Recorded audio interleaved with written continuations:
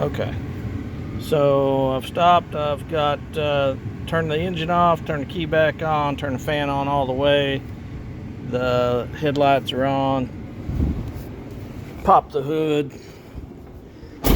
Out here.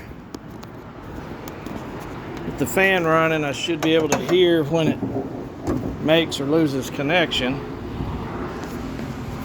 And if it's loose, like that appears to be, yep, that's pretty bad. The ground is not as loose. Ground a lot of time is your more likely suspect, but not always.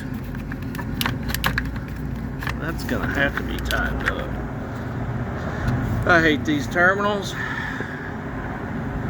Take these off, tighten that nut up. It's supposed to tighten it up, and it never tightens all the way up. Crappy design. It really is. Alright. I'll be working on that at home later.